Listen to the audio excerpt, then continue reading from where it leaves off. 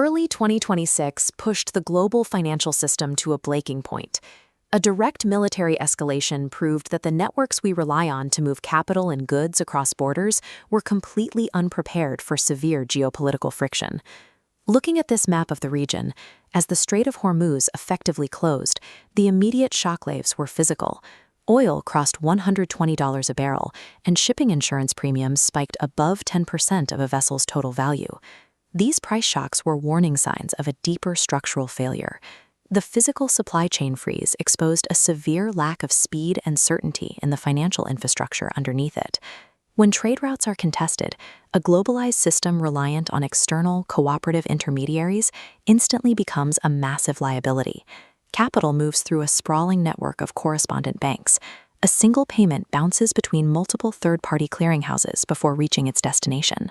Under stable conditions, this works. Under geopolitical stress, each hop introduces massive counterparty risk. Transactions stall, and liquidity gets completely trapped inside the plumbing. For decades, sovereign wealth funds like Saudi Arabia's PIF and Abu Dhabi's Mubadala managed risk through global diversification.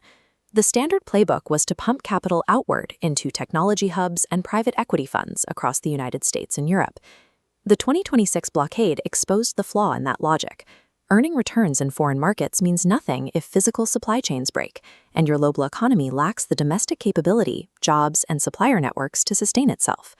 To insulate themselves from this volatility, Gulf nations needed a new architecture. They needed an independent network capable of moving money at the speed of a crisis, without asking permission from foreign intermediaries. PIF responded by rewriting its core investment mandate.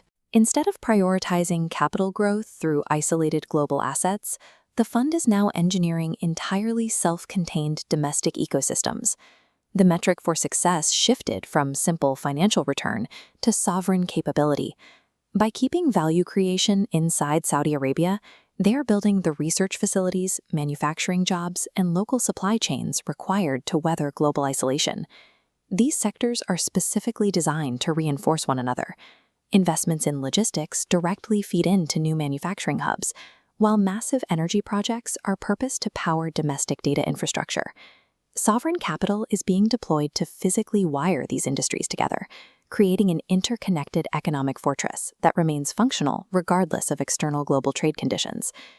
To orchestrate a domestic economy of this scale, the Gulf is building its foundation on programmable on-chain finance. The breakthrough here is atomic settlement.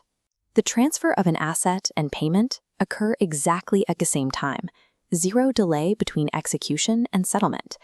Initiatives like mBridge allow sovereign entities to route massive capital flows directly end-to-end, cutting out external clearing networks. This structural independence ensures that even if traditional cross-border banking is paralyzed by a blockade or sanctions, PIF and Mubadala can continuously fund their projects and manage liquidity without interruption. Atomic settlement upgrades blockchain from a speculative tool for retail traders into a necessary component of national security infrastructure.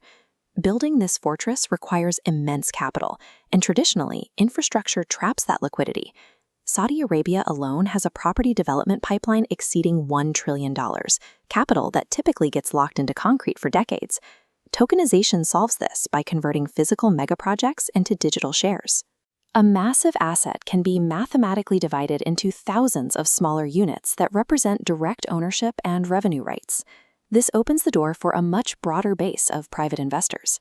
Because these tokenized units trade on regulated platforms, participants can enter and exit positions almost instantly, bypassing the multi-year lockup periods of traditional private equity.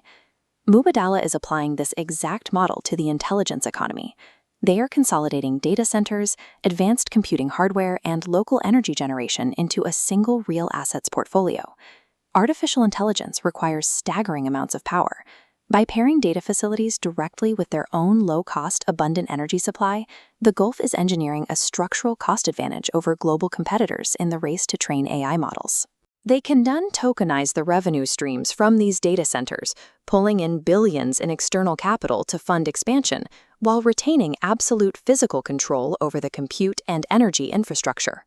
None of this on-chain architecture functions without legal clarity, and the Gulf is moving aggressively while Western markets hesitate over regulatory definitions. By implementing comprehensive federal-level rules for virtual asset service providers, Abu Dhabi and Saudi Arabia have removed the legal uncertainty that spooks institutional investors, turning the region into a highly attractive destination for global capital. Constraints still exist. Secondary market trading volumes are still maturing, institutional trust takes time to build, and operating this infrastructure requires specialized technical talent that must be cultivated locally. But the foundation is already laid. Test and Mubadala are actively transforming their enormous wealth into a programmable, interconnected domestic economy that answers to nobody else's clearinghouses. In an era defined by fractured supply chains and closed straits, this on-chain financial system provides the ultimate sovereign defense. It secures national continuity and sets a standard for speed and control that the rest of the world will eventually have to adopt.